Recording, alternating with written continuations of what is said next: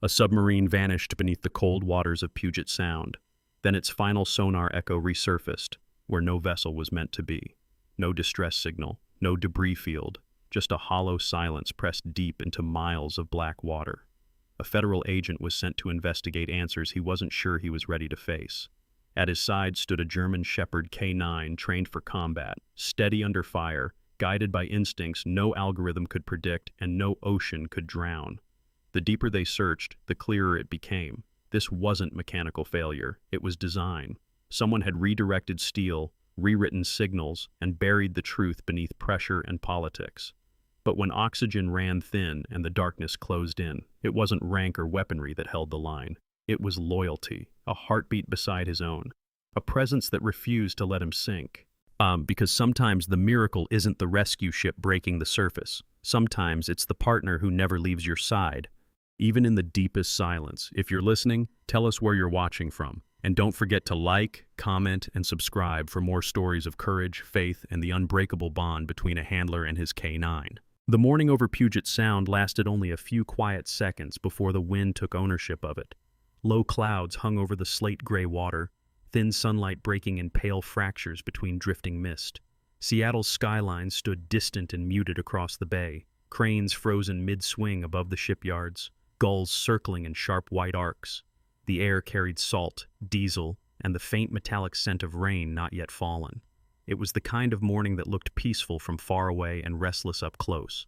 The USS Grayson had vanished beneath that water 12 hours earlier. No explosion, no debris field, no distress signal, just silence. The Grayson was not a military submarine, though it had been built with military-adjacent funding, a civilian experimental vessel, designed to test compact sonar mapping and autonomous navigation systems for commercial deep-sea exploration. She had launched from a secured dock outside Bremerton at 0430 hours for what should have been a 6-hour systems run. At 0517, her transponder blinked once.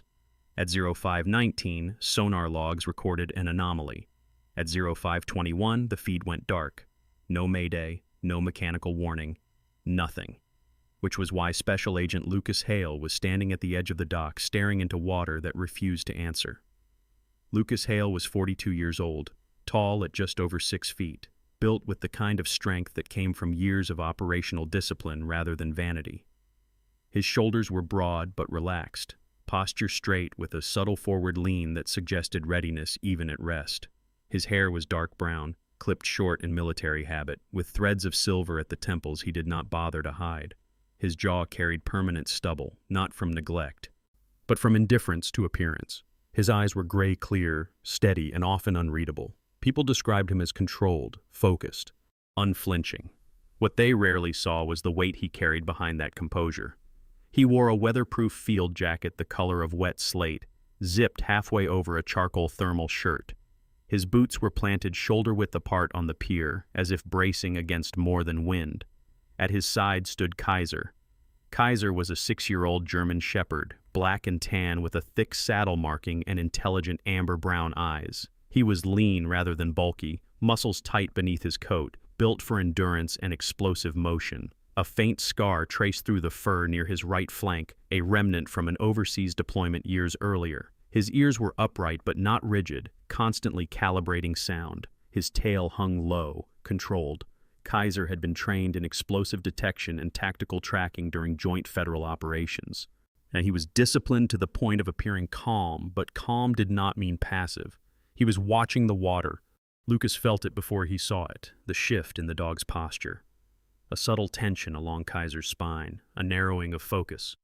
Behind them, footsteps approached along the dock. "Agent Hale?" The voice belonged to Sheriff Mark Delaney. Delaney was in his early 50s. Broad-chested with a compact, heavy build shaped by years in law enforcement rather than gym time. His dark hair had thinned into a salt and pepper crop, and a trimmed beard framed a square, weathered face. His uniform jacket strained slightly at the midsection, badge polished bright despite the overcast morning. His expression carried fatigue more than authority. Mark Delaney was the kind of sheriff who knew everyone in his county by first name. He had grown up in Kitsap County, watched its tourism economy expand, and had built his career on keeping things steady rather than dramatic. Stability mattered to him. Headlines did not. This stays quiet, Delaney said, lowering his voice. If word gets out that a sub disappeared out there, charter companies will cancel for the season. Lucas didn't look at him. We don't have confirmation of loss. Delaney exhaled. We have silence. That's enough. Kaiser suddenly stepped forward. Not aggressive, not pulling, but deliberate. He lowered his head toward the pier's surface, inhaling slowly along the grain of damp wood before shifting toward a bollard where thick mooring lines had been secured the night before. Lucas crouched automatically. What is it? Delaney asked.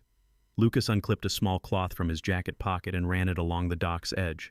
The scent caught faintly: diesel, salt, rope fiber. Kaiser sniffed again, then sneezed once, sharp. Not confusion, irritation. Lucas leaned closer to the mooring cleat and inhaled. The fuel scent was wrong. Now, Grafin ran on a specialized low-emission marine diesel blend clean, nearly neutral. This was heavier, industrial, almost chemical. Not theirs, Lucas muttered. Delaney frowned. Meaning? Meaning something else was here. Before the sheriff could respond, a black SUV rolled onto the adjacent access road. The driver stepped out with quick, efficient movement. Dr. Emily Carter adjusted her glasses against the wind as she approached. Emily Carter was 35, average height with a slender athletic frame shaped by field work rather than office hours. Her dark hair was pulled into a practical low ponytail, though loose strands whipped against her cheek in the wind. She wore a navy windbreaker with the Seattle Oceanographic Institute emblem stitched at the chest, and faded jeans tucked into waterproof boots. Her features were sharp but softened by focus rather than warmth. She had the look of someone who processed information faster than conversation. Emily had earned her Ph.D. in marine geophysics at 29. 2 years later, her research partner and fiancé had died in a submersible implosion off the California coast. Since then, she had become less patient with assumptions and less forgiving of institutional shortcuts. I reviewed the last sonar packet, she said without greeting. There was a distortion spike at 0518. Lucas stood. What kind of spike? Magnetic interference. Localized. Delaney crossed his arms. Interference from what? That's the problem, Emily replied. There shouldn't be any in that sector. The bedrock there is stable basalt. Lucas's gaze shifted back toward the sound. Basalt didn't scramble signals, but equipment could. Kaiser moved again, circling the mooring point and stopping near a drainage channel between dock planks. He lowered himself slightly, sniffing deeper. Lucas followed the dog's line of sight. A faint smear, nearly invisible, marked the wood, darker than water stain. Greasy. Lucas ran a gloved finger across it. Industrial lubricant. He straightened slowly. Someone came alongside them, he said. Emily's eyes sharpened. You're saying the Grafin didn't just fail? I'm saying, Lucas replied, they weren't alone. Delaney rubbed his jaw. That's speculation. Lucas didn't argue. Instead, he turned toward the temporary operations trailer set up near the dock. Inside, the sonar workstation hummed quietly. Lucas pulled up the last recorded data sequence. Lines of digital waveform scrolled across the screen. He replayed the final 90 seconds. At first glance, it looked ordinary. Depth holding steady. Heading consistent. Then he slowed the playback. At 051812, a slight jitter. At 051819, a microsecond drop in signal integrity. At 051823-A splice. Clean. Nearly invisible. But there. Lucas zoomed in further. The waveform didn't degrade naturally. It jumped. See that? He said to Emily. She leaned closer, eyes scanning. That's edited, Delaney stiffened. Edited by who? Not by the crew, Emily said quietly. This was altered before transmission. Kaiser, waiting at the trailer entrance, gave a low, steady exhale. Lucas felt something tighten beneath his ribs. Years ago, off the coast of Oman, he had watched a teammate disappear beneath black water after a hull breach during a covert boarding op. No explosion, no scream, just a body swallowed in seconds. He still remembered the way the sea looked afterward, smooth, indifferent. Puget Sound looked the same now. Lucas forced his focus back to the screen. If someone intercepted their signal, he said, they'd need proximity. Range like that doesn't come from shore. Emily nodded slowly. Another vessel. Delaney swore under his breath. You're telling me someone tampered with a civilian submarine in my jurisdiction? Lucas met his gaze for the first time. I'm telling you this wasn't an accident. Silence filled the trailer. Outside, yes, the wind picked up, rattling loose halyards against aluminum masts. Kaiser turned his head toward the water again, not anxious, listening. Lucas stepped back into the open air and stared across the sound. No debris, no oil slick, no sign of struggle. Just gray water folding into gray sky. Find me every vessel within 5 nautical miles between 0500 and 0530, Lucas said. Delaney hesitated only a second before nodding. Emily closed her laptop slowly. If this is interference, she said, then it's deliberate. Lucas watched a ferry cut across the horizon in the distance, white wake trailing behind it in a clean arc. Deliberate, he repeated. Kaiser stood beside him, body aligned with his handler's stance. Somewhere beneath that quiet surface, the USS Grayfin sat in darkness, and someone had wanted it there. The wind shifted. Lucas didn't look away from the water. Not this time. The wind sharpened by late afternoon, cutting across Puget Sound with a damp chill that carried the promise of rain. The marina had grown busier since morning fishing charters returning early, dockhands moving faster than usual, whispers traveling quicker than gulls overhead. Lucas Hale stood near the operations trailer reviewing vessel logs when Kaiser's posture shifted again. The German Shepherd's ears angled forward, not toward the water this time, but inland, toward the industrial strip lining the far edge of the harbor. Kaiser did not bark. He simply began walking. Lucas followed. They crossed gravel toward a row of decommissioned storage buildings, corrugated metal structures once used for commercial fishing supply. Most stood padlocked and quiet. One, however, it carried the faint scent Lucas had noticed earlier on the dock. Heavy lubricant, solvent, something metallic beneath it. Kaiser stopped at the third unit from the end. The roll-up door was shut, but not sealed properly. A thin line of daylight cut across the base. The dog lowered his nose to the gap and inhaled slowly. His body went still focused, deliberate. Lucas crouched beside him. You smell it again, he murmured. Kaiser's tail stiffened once. Lucas signaled to Sheriff Delaney, who had followed at a cautious distance. Delaney's jaw tightened. This building's been vacant 6 months, he said. Old trawler outfit went under. Lucas nodded and stepped forward, drawing on his glove before lifting the door just enough to slip inside. The air smelled wrong immediately. Not abandonment occupation. Inside, the warehouse was dim except for a single work lamp plugged into a portable battery pack. The space had been rearranged with calculated efficiency. Folding tables lined one wall, holding coiled tether lines, rebreather masks, compact dive propulsion vehicles, and military-grade dry suits. These were not recreational items. They were built for depth, silence, and extended submersion. Lucas moved slowly through the room, cataloging each detail without touching anything. A woman's voice cut through the doorway behind him. That's not commercial stock. Dr. Emily Carter stepped inside carefully, her boots echoing against concrete. She had traded her windbreaker for a heavier field coat, and her glasses fogged briefly before clearing. Her gaze scanned the equipment with scientific precision rather than shock. Closed-circuit rebreathers, she said. Military models, reduced bubble signature. Delaney swore quietly. Kaiser moved past a table and stopped near a stack of weighted ballast vests.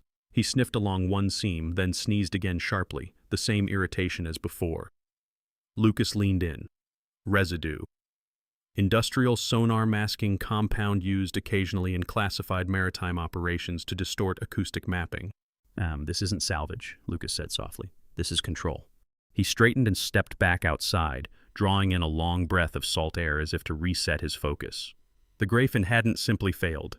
It had been manipulated. Later that afternoon, Lucas stood in front of a wall-mounted monitor inside the sheriff's temporary command center.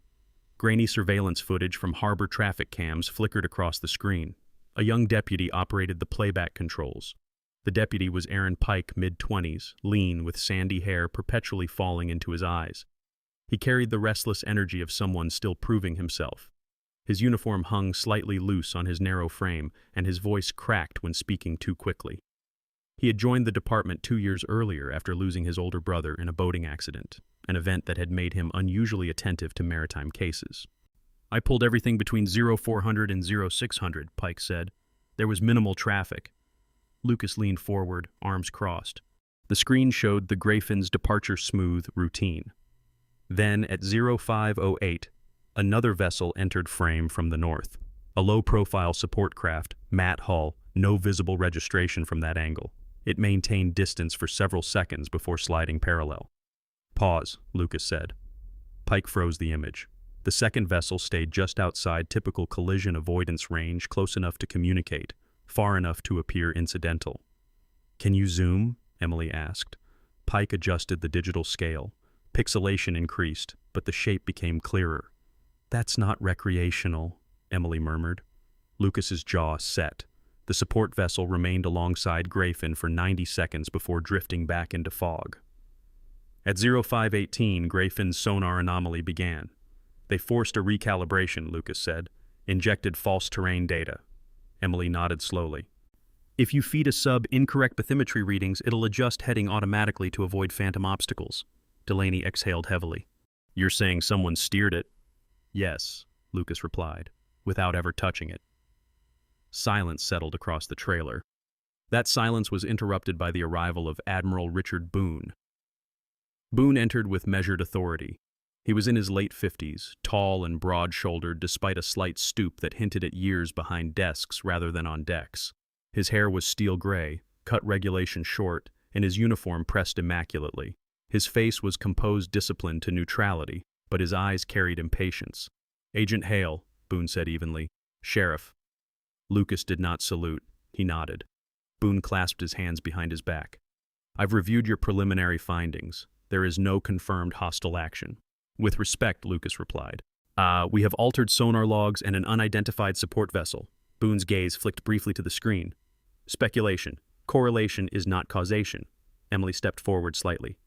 "There's also localized magnetic interference consistent with subsurface infrastructure." Boone's jaw tightened almost imperceptibly. "Doctor, Puget Sound is layered with decommissioned industrial debris. Anomalies are common." Lucas watched him closely. "This sub carried experimental navigation tech," Boone continued. "If this becomes a sabotage narrative, federal funding evaporates. We close this as a systems failure unless you present concrete evidence otherwise." Delaney shifted uncomfortably but said nothing. Boone's voice softened, almost persuasive. "There's no proof of interference." Lucas held his gaze. "Not yet."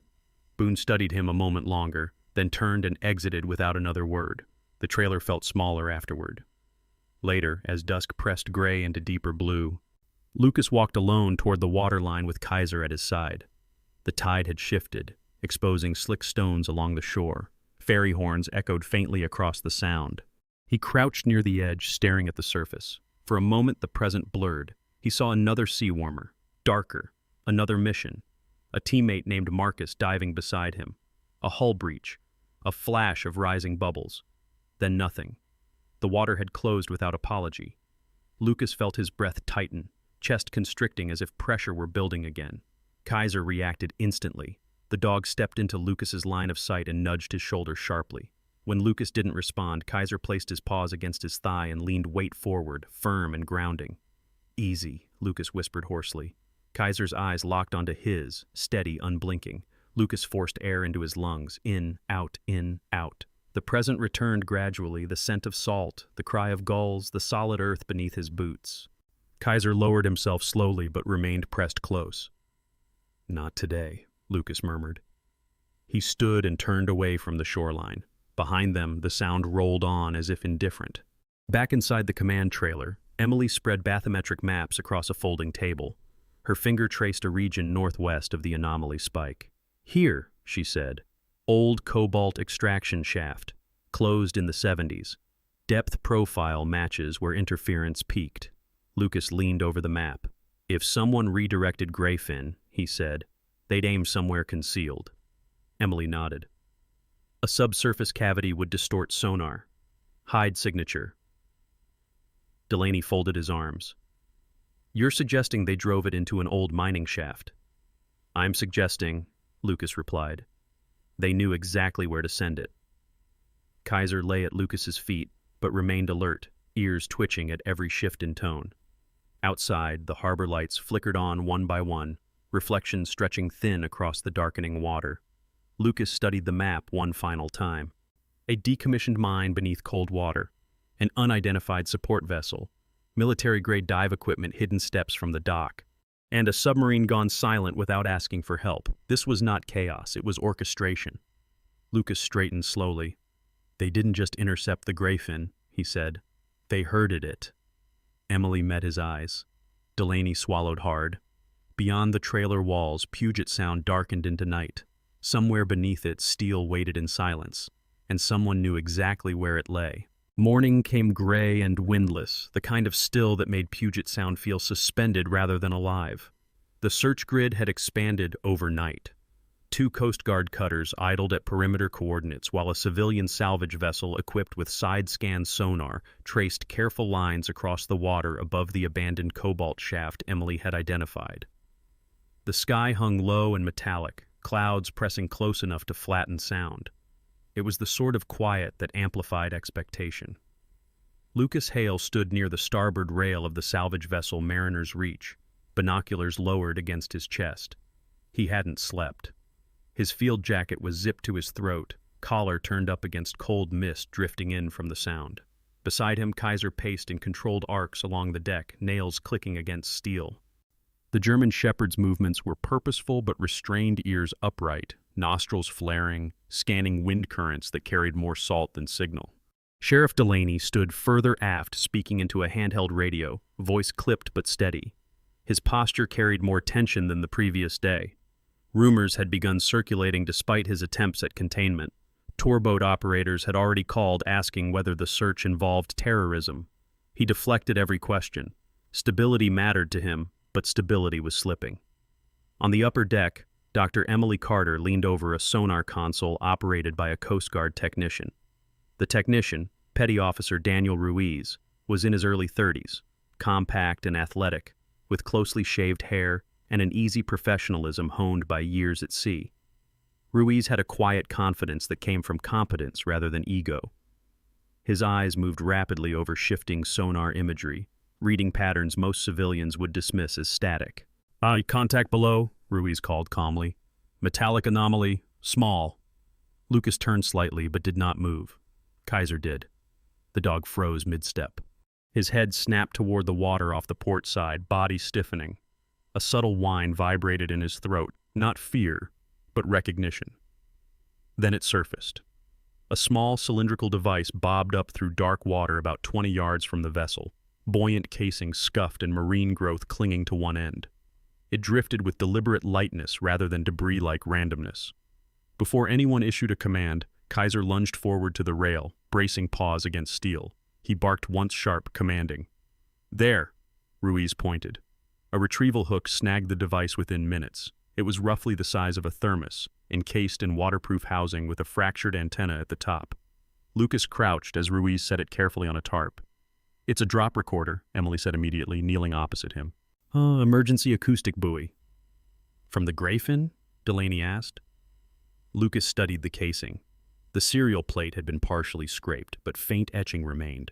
Grayfin registry confirmed. Ruiz connected a diagnostic cable to the unit and powered it externally. Static hissed through a small speaker. Then a sound cut through the noise, faint but rhythmic. Tap, tap, tap. Pause, tap. Emily's breath caught. That's not random. Lucas leaned closer, counting silently. The pattern repeated. Morse, he said. The deck quieted. Even the wind seemed to hold. Ruiz adjusted volume. The tapping grew clearer. It was weak, distorted by pressure and water interference, but unmistakable. Lucas began translating aloud under his breath. S-T-I. Emily's hand flew to her mouth. L. L. Still. A. L. I. V. E. Still alive. Delaney exhaled sharply. You're sure? The pattern repeated again. Still alive. A second sequence followed. Numbers this time. Coordinates fragmented, but consistent. Lucas straightened slowly. They pulse steady but hard. They're trapped, Ruiz nodded grimly. Signal strength suggests depth under 100 meters. Emily moved to the map board secured near the console and overlaid the numeric sequence against bathymetric charts. Her finger traced toward the old cobalt shaft entrance. "Here," she said, "near the lateral tunnel system." Lucas's jaw tightened. They were redirected into the mine. The confirmation hit like cold water. As the crew prepared to triangulate signal origin more precisely, Delaney stepped aside with his radio again. His expression shifted from guarded to troubled. He beckoned Lucas over. "Got something," he said quietly. "Harbor Authority flagged a missing maintenance tech. Name's Owen Briggs." Lucas waited. 38. Worked night shifts maintaining dock power lines. Reported absent same morning Grayfin went out. "What's his record?" "Clean, married, 2 kids, no criminal history." Delaney hesitated. His truck was found in the employee lot, keys still in it." Lucas felt the pieces tightening. He had dock access, full access. Emily joined them, face pale but focused. If someone needed to stage equipment unnoticed, a maintenance window would provide cover. Lucas nodded slowly. Briggs either saw something or helped stage it. Kaiser paced once around Lucas before settling near his boots again, eyes tracking every shift in tone. An hour later, back at the temporary operations trailer, Lucas replayed the Grayfin's altered sonar data with fresh perspective. He requested raw transmission logs from the naval relay node. Ruiz assisted remotely, his voice steady over speaker. "Packet origin checks out," Ruiz said, "but there's a secondary ping overlaying the signal at the moment of interference." "Overlay?" Emily asked. "External injection," Lucas said quietly.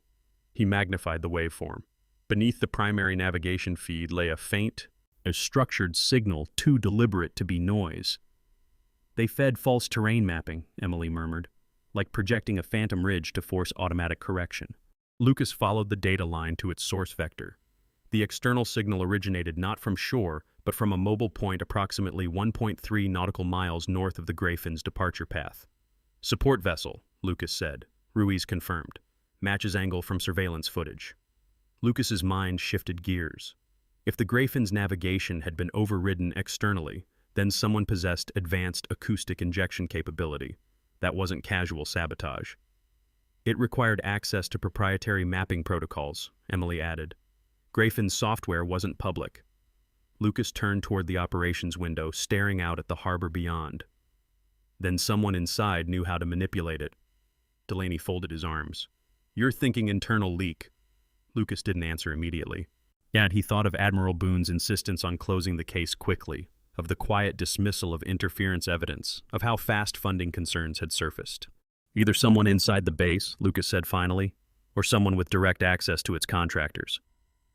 Emily hesitated. "There's something else." She pulled up archived municipal proposals on her laptop. A corporate logo filled the screen, North Star Marine Systems. Clean typography, corporate blue. They submitted a proposal 3 years ago to lease mineral rights in the abandoned cobalt zone, she said. Claimed interest in experimental tidal energy conversion. It was denied due to environmental risk. Lucas scanned the document. "And now Grayfin disappears directly over that same zone." Delaney frowned. "You're implying motive." "I'm noting coincidence," Emily replied carefully, but her tone lacked doubt. Outside, fog thickened across the waterline, swallowing distant shoreline lights. Lucas stepped away from the screen and crouched near Kaiser. The dog's gaze lifted immediately, attentive. Lucas ran a hand along the shepherd's neck, grounding himself. "They're alive," he murmured. Kaiser's ears flicked forward at the word. Lucas stood again, resolve sharpening. "We prioritize rescue mapping," he said, "but we also dig into North Star's maritime contracts and base access records." Delaney nodded slowly. "And Briggs?" "We find him," Lucas replied. "If he's missing, he matters." Silence settled again, but it felt different now. Not empty, but charged. Somewhere beneath layers of basalt and cold water, steel hull pressed against rock. Oxygen thinning, crew tapping hope through metal. Lucas imagined the interior darkness of the Grayfin, the hum of failing systems, the discipline required not to panic. He had known that kind of dark before. This time, he intended to reach it before it claimed anyone else. He turned back to the sonar monitor one last time. And the faint secondary signal overlay still glimmered beneath the waveform, a fingerprint. Someone had reached into the ocean and rewritten its echo. Lucas Hale did not believe in coincidence, and now he knew with certainty. The Grayfin had not simply been diverted, it had been taken. The sea did not rage the morning they descended. It lay flat and iron gray, deceptive in its calm, as if aware that violence did not require waves. A coordinated dive team assembled aboard the Coast Guard vessel Sentinel Crest, its deck crowded with compressed air tanks, tether lines, and reinforced dive suits rated for deep industrial penetration. The cold beneath Puget Sound was not dramatic, it was relentless. It stripped heat, clarity, and confidence with equal efficiency. Lucas Hale stood suited in matte black dry gear, oxygen rig secured against his back, mask resting at his collarbone. Even layered in neoprene and reinforced plating, he carried the posture of someone who understood confined spaces. His movements were deliberate, economical. His gray eyes tracked every diver, every harness check. Beneath the suit, that muscle memory had already taken over. Beside the command console stood Lieutenant Harper Cole, the tactical dive coordinator assigned from Naval Special Operations.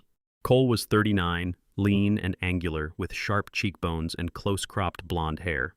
A thin scar crossed her left eyebrow, a relic from a training accident early in her career. She was composed in a way that bordered on severe, her voice clipped, her expectations exact. Harper believed in preparation over improvisation. It was how she had survived 15 years in maritime tactical units. Tunnel depth at 98 meters, Harper briefed. Visibility minimal, structural collapse risk moderate. We maintain tether integrity at all times. Lucas nodded once. No bravado, no dramatics. Kaiser remained on deck, secured beside the operations mast but not restrained tightly.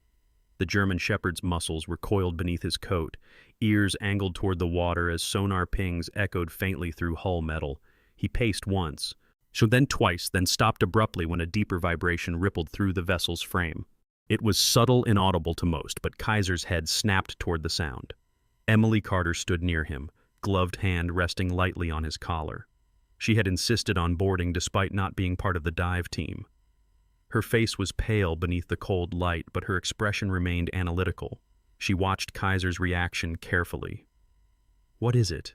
she murmured. Kaiser released a low, sustained whine, not fear, recognition. Lucas caught the shift even before entering the water. He lowered his mask and descended. The cold swallowed him instantly. Even insulated, it pressed against his ribs like weight. Visibility narrowed to the beam of his helmet light.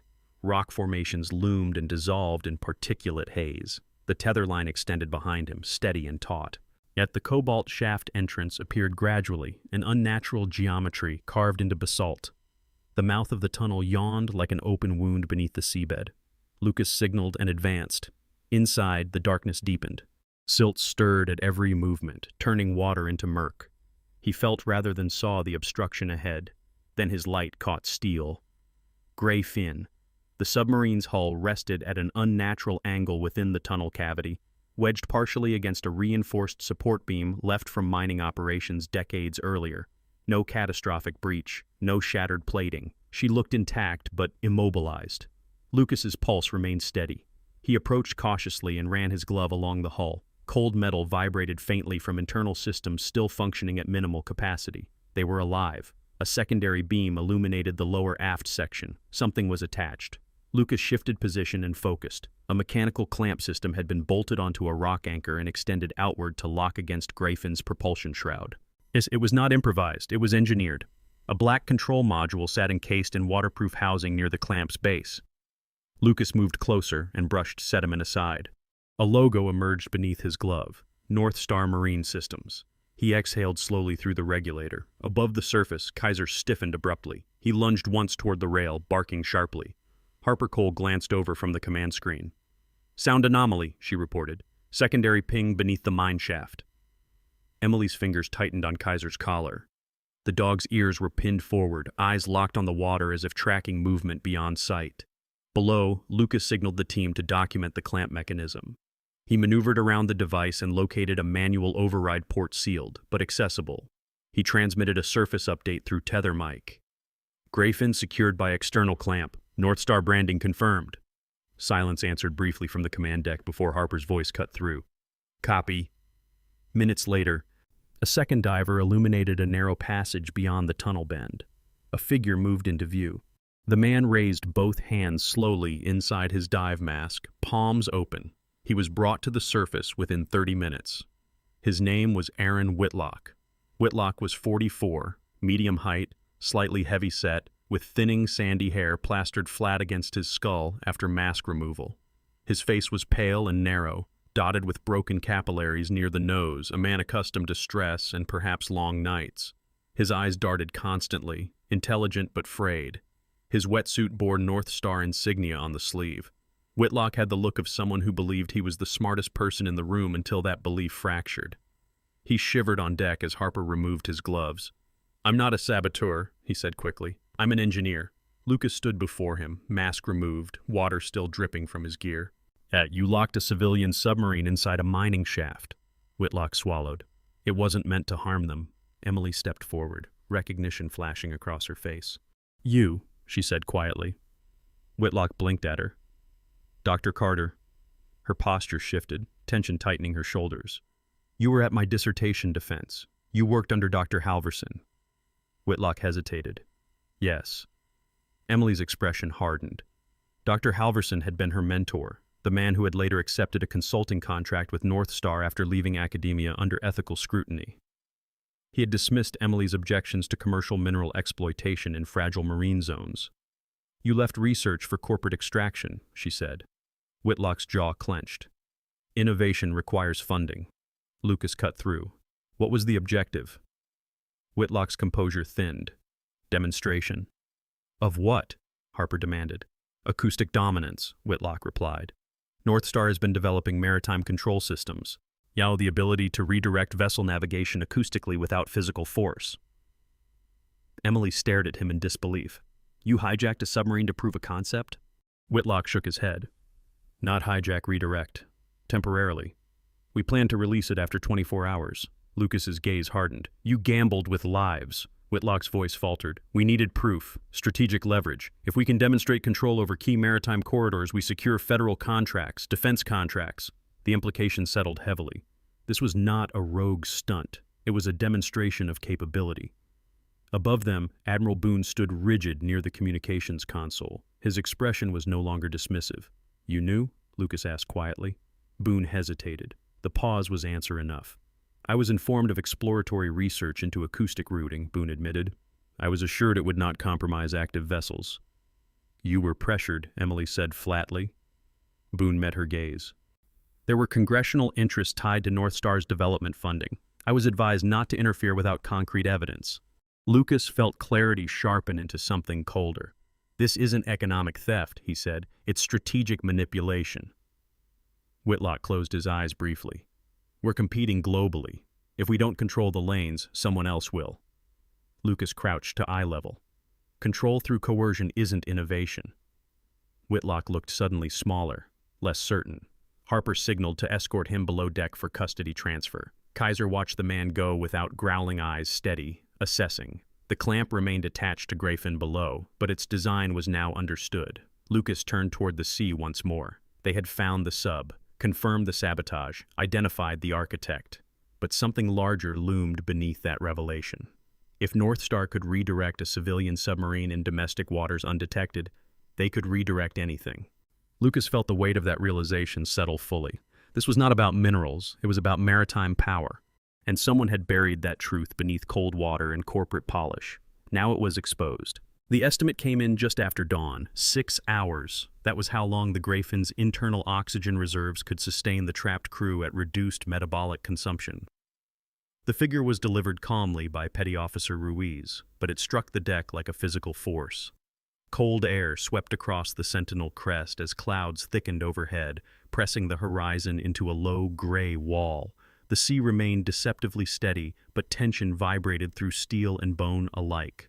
Lucas Hale stood near the dive rack, already suited again. There was no hesitation in his movements now. Where earlier chapters had carried analysis and doubt, this moment held clarity. The Grayfin had been found, the mechanism identified, the motive exposed. Now there was only time and the lack of it. Yet Lieutenant Harper Cole approached with a digital slate displaying oxygen metrics. "They're running scrubbers at minimal capacity," she said. Her voice remained steady, but urgency flickered beneath it. "CO2 buildup will accelerate if they panic." Lucas nodded. "They won't." Harper studied him briefly, then gave a short, approving nod. "You're going back down." "I am." There was no debate. Across the deck, Admiral Richard Boone stood rigid near the communications mast. His uniform jacket had been replaced by a weatherproof overcoat, but authority still framed his posture. His face looked older than it had the previous day, lines more pronounced, jaw set with something close to resolve rather than denial. Boone turned toward the assembled crew. "You have full operational authority," he announced, voice carrying across deck. "Deploy whatever assets you require. We correct this." It was not an apology, but it was public. Sheriff Mark Delaney, stationed near a portable command vehicle on the adjacent pier, was engaged in a tense exchange with local media representatives who had begun to gather despite attempts at discretion. Delaney's broad frame blocked camera angles while his deputies extended temporary barriers. He had removed his hat, rain dampening his hair, eyes sharp beneath furrowed brows. "There is no confirmed terrorist threat," he stated firmly. "The situation is contained. Please respect the perimeter." His voice carried not only authority but protectiveness of his county, his community, and now the crew trapped below. On deck, Kaiser was not contained so easily. The German shepherd paced near the sonar array, muscles taut beneath his coat. His ears angled not toward voices, but toward vibrations moving invisibly through water and hull. He emitted a low, continuous sound in his throat, subtle, almost humming. Dr. Emily Carter crouched beside him, laptop balanced against a secured crate. Wind tugged strands of her dark hair loose from her ponytail. But her attention was entirely on the dog. "What are you hearing?" she murmured softly. Kaiser's head tilted fractionally toward the sea. His ears twitched, then flattened briefly, then rose again. Emily's gaze shifted to the acoustic monitor. "There's background resonance," she said quietly. "Low-frequency modulation beneath the clamp signal." Ruiz adjusted gain levels remotely. The waveform expanded. Lucas paused before stepping into final gear checks, watching Emily. "What kind of modulation?" he asked. "Not natural," she replied. "It's cyclical, patterned." Kaiser barked once sharp. At that exact moment, Harper's console flashed red. "Clamp pressure spike," she called. Below, in darkness, the mechanical lock attached to Grayfin's propulsion shroud engaged further, tightening. "Fail-safe," Lucas muttered. Whitlock, now restrained in custody below deck, had claimed there was no lethal safeguard. He had been wrong or lied. Lucas pulled his mask down and signaled readiness. The descent was faster this time, urgency overriding caution but not precision. The water felt colder, more aggressive. Lucas's mind flickered once an echo of past drowning silence, but he forced the image aside. In, out. He focused on tether tension, on the faint vibration of his own regulator. The mine shaft opened before him again, darker than before. As he approached the Grayfin, his light revealed subtle movement along the clamp housing. A secondary mechanism had deployed, a torque brace pressing against hull plating. Above, Kaiser's agitation intensified. He paced in tighter circles, nails scraping deck.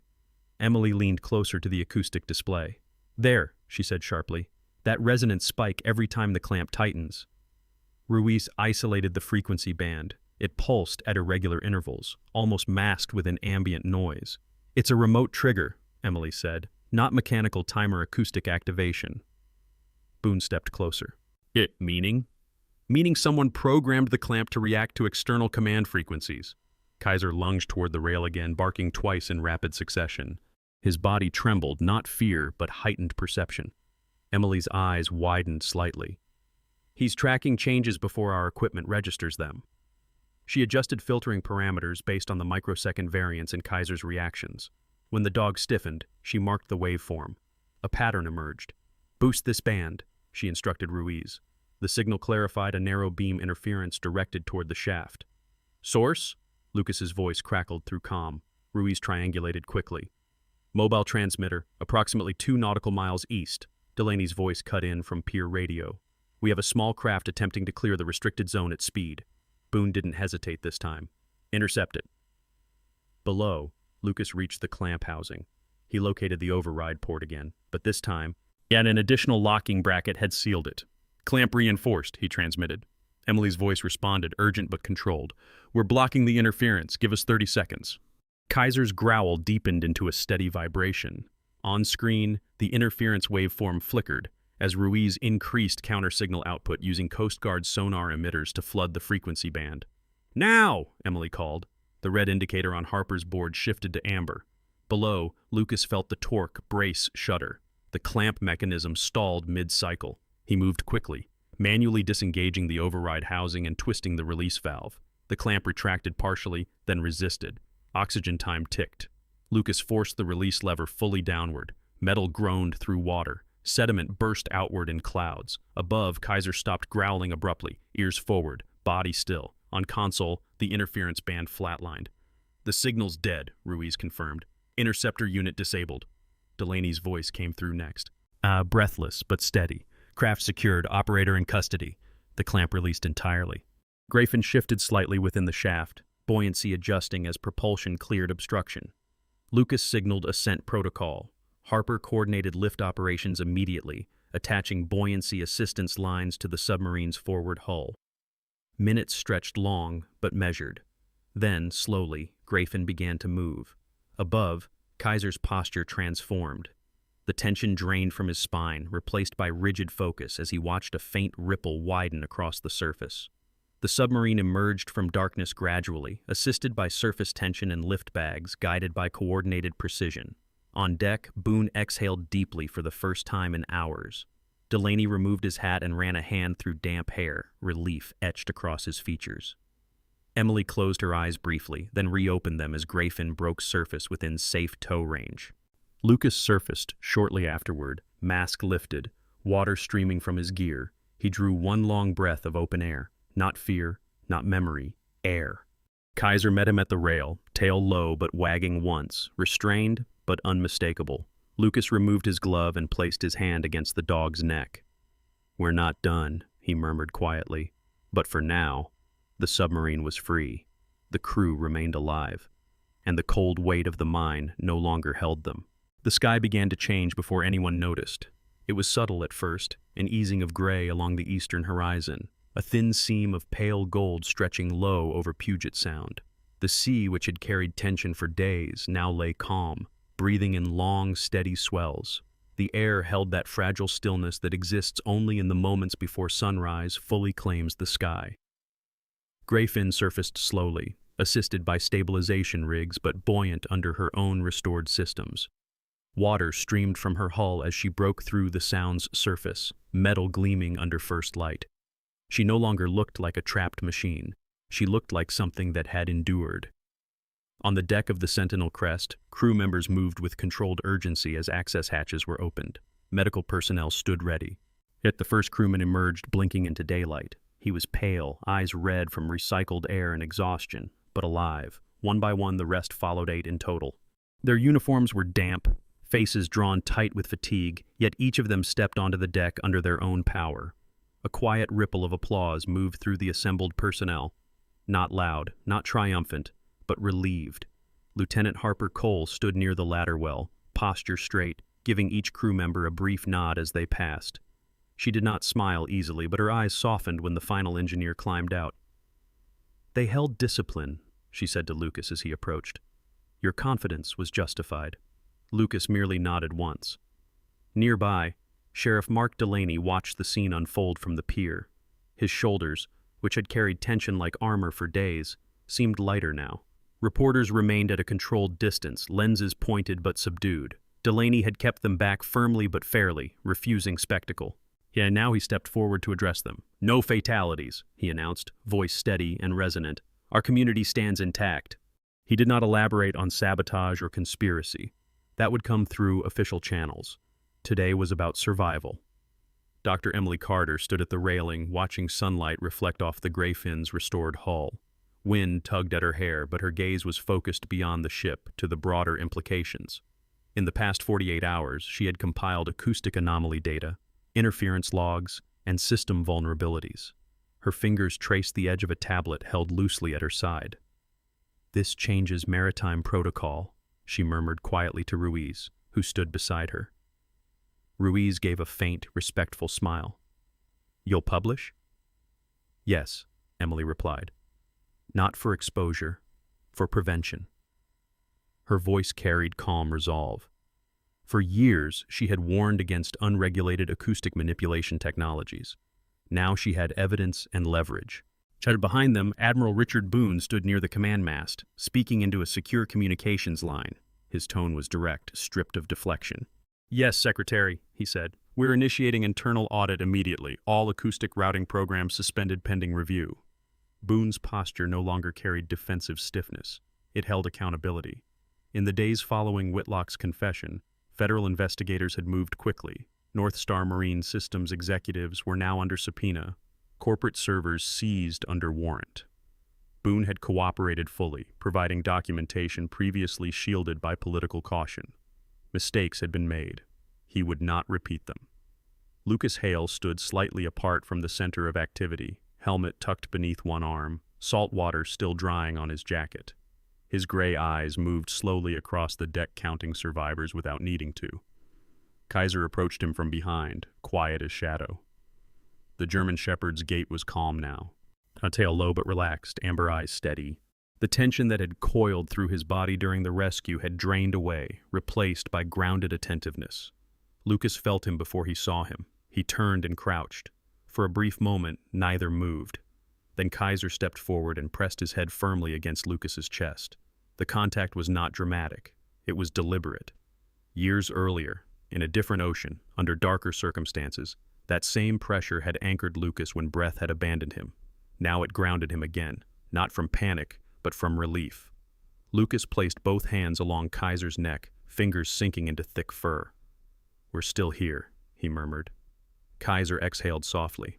Around them, movement continued. Medical checks, technical debriefings, secure evidence transfers, but the world felt narrower in that moment, simpler. A federal liaison arrived mid-morning. Her name was Assistant U.S. Attorney Rebecca Langford. She was in her early 40s, tall and sharply dressed in a tailored navy coat, despite the marine wind. Her dark hair was pulled into a severe bun, and her eyes carried the calculating calm of someone accustomed to complex prosecutions. Langford had built her career dismantling corporate fraud networks. She possessed a reputation for patience and precision rather than theatricality. She approached Boone first, then Lucas. "North Star Marine Systems is now under formal federal indictment," she said evenly. "Charges include reckless endangerment, unlawful maritime interference, conspiracy, and obstruction." Lucas gave a single nod. Whitlock's testimony, combined with recovered clamp systems and interference transmitters, had provided enough evidence. What had begun as demonstration would end in prosecution. Delaney stepped up beside Langford. "Community impact?" "Minimized," she replied. "Public statement will emphasize rapid response and interagency cooperation." Delaney's jaw loosened slightly. He cared about truth, but he also cared about keeping families calm. By late morning, Grayfin was secured within a protected dock berth. Engineers conducted structural scans while crew members were transported for medical evaluation. None required hospitalization beyond observation. Emily remained near the temporary command trailer, already drafting preliminary findings for peer review. Her research would not accuse recklessly. It would document vulnerabilities, propose safeguards, and advocate for acoustic transparency standards. The loss of her former research partner years earlier had hardened her into someone who refused to let silence bury risk. This time, silence had been interrupted. Harper Cole approached Lucas near the edge of the pier. "Command has offered you a supervisory position," she said without ceremony. "Expanded jurisdiction, strategic oversight." Lucas studied the water before responding. It reflected morning light now, calm and open. "Desk?" he asked. "Mostly." Lucas exhaled once through his nose. He glanced down at Kaiser, who stood alert but peaceful beside him. "I'll pass." Harper did not seem surprised. "Field suits you." Lucas nodded slightly. "The field needs people who remember what pressure feels like." She gave him a faint, rare smile before turning away. Boone later approached with similar intent commendation, promotion, recognition. Lucas declined that as well. "I work best where I can see the horizon," he said simply. By afternoon, most of the immediate crisis had been contained. Media statements were delivered, federal vehicles departed, divers packed equipment. The sun rose higher, burning away the final traces of early fog. Lucas walked to the end of the pier, boots echoing softly against planks. Herr Kaiser followed without command. The sound stretched wide before them, silver blue now instead of iron gray. Ferry traffic resumed in the distance. Seagulls circled lazily overhead. Lucas stopped at the railing. Kaiser stood beside him, shoulder aligned with his leg. They did not speak. They did not need to. The rescue had not been a dramatic explosion of heroism. There were no fireworks, no celebratory sirens. There had been discipline, persistence, trust. Lucas rested a hand lightly on Kaiser's head. The sea moved quietly below. For days it had concealed deception and danger. Now it reflected light. And in that reflection, Lucas understood something steady and simple. Victory was not the absence of darkness. It was the refusal to leave someone in it. He looked down at Kaiser. The dog's ears flicked once toward the water, then back toward him. Dawn had passed fully into morning. The sound was calm. And beneath its depth, silence no longer felt like threat. It felt like peace. Sometimes the deepest battles in life do not happen in storms. They happen in silence. This story was never only about a submarine or a rescue beneath cold water. It was about pressure, about unseen forces, about the moments when everything feels dark and controlled by something stronger than you. And it was about what keeps a person steady when oxygen feels thin and hope feels far away. In our daily lives, we may not face collapsing tunnels or hidden sabotage, but we all face moments of uncertainty, moments when plans fail, when systems disappoint us, when trust is shaken. And in those moments, strength is not always loud. It is not always dramatic. Sometimes strength is quiet loyalty. Sometimes it is the presence of someone who refuses to leave your side. Sometimes it is faith. Lucas survived because he did not stand alone. Kaiser never stopped listening. Emily never stopped searching for truth. Even those who made mistakes chose to correct them when it mattered most. That is how light returns. Not through perfection, but through courage, humility, and connection. Maybe in your life right now, you are walking through deep water. Maybe you feel pressure you cannot explain. Remember this. Darkness does not mean abandonment. Silence does not mean the end. God often works beneath the surface, in ways we cannot immediately see. He places people, partners, friends, even unexpected companions in our path to steady us when we begin to sink. Look around your life. Who has stood beside you when things were hard? Who listens when others walk away? Who reminds you to breathe when fear tightens your chest? Treasure them. Be that person for someone else.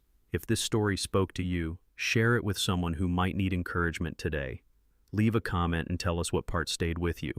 And if you believe that loyalty, faith, and courage still matter in this world, consider subscribing to the channel so we can continue sharing stories that remind us of that truth.